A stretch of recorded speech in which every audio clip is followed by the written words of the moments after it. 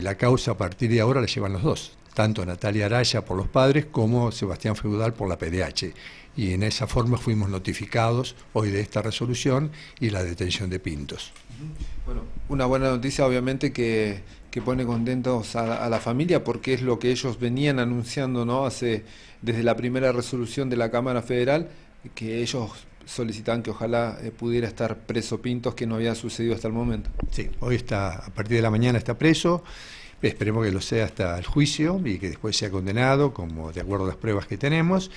Y sí, ahora dentro de un rato, 3 y media, trataremos de estar con la familia y bueno, y compartir al menos, después de tanta tristeza y tanta lucha, no digo que es una alegría, ¿no? Pero es una reivindicación para Rafa y para la lucha de los padres. Y bueno, yo también reivindico obviamente la postura de la comunidad, de todas las asociaciones civiles, políticas y gremiales que apoyaron esta lucha, ¿no? Y fundamentalmente la de nuestro cuerpo legal que sigue peleando más allá de lo que haga falta. No lo va a hacer ahora y lo va a seguir haciendo, acompañando a los padres y en forma independiente también. Rubén, teniendo en cuenta el hecho, ¿no? de cómo fue de alguna manera respaldado o sostenido por el gobierno nacional, más en la figura de Patricia Bullrich, cómo de alguna manera se armó un cierto blindaje a los efectivos de Albatros que participaron en la comunidad el día que mataron a Rafael. Bueno, uno esperaba que este proceso no terminara más, ¿no? O no tuviera, digamos, las sentencias o los fallos como lo está haciendo en este momento. ¿Qué análisis hacen ustedes? Mirá, nosotros creemos que el fallo de la Cámara ha sido clara. Me parece que la influencia del Poder Ejecutivo en todo el proceso a través de Burge ha sido clara y estamos evaluando a nivel nacional de realizar las denuncias correspondientes, ¿no? Sobre quienes de esta manera desviaron la información, tanto en este caso como en el de Maldonado, y me parece que hay por lo menos un claro incumplimiento de los funcionarios públicos y una injerencia en el Poder Judicial que se está estudiando a nivel nacional para hacer las denuncias pertinentes, ¿no?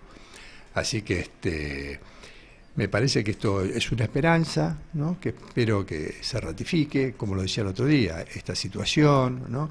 La situación de Ramos Padilla y demás demuestra que hay una justicia que está dispuesta a avanzar con la verdad. Yo quiero recordarle a los compañeros, a quienes escuchan esto, que lo que pasó con Rafa Nahuel es parecido, yo diría idéntico a lo que pasó con Maldonado, ¿no?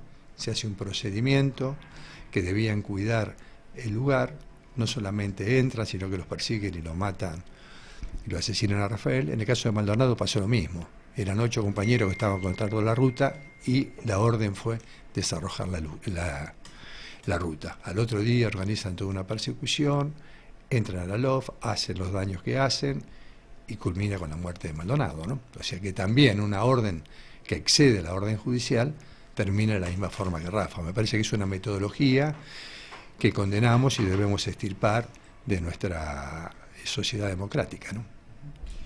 Rubén, muchas gracias. Y por último, entonces está confirmado ya la detención del prefecto Francisco Javier Pintos. Sí, está confirmada y ya, si los padres están de acuerdo, supongo que en unos días organizaremos una conferencia de prensa con la mayor cantidad de datos posibles y fundamentalmente para que la gente conozca muy bien este tema, ¿no? Que a veces no es dado a conocer por todos los medios, ¿no? Así que le agradezco mucho a ustedes que siempre han estado al pie de cañón en estos temas. Así que muchas gracias.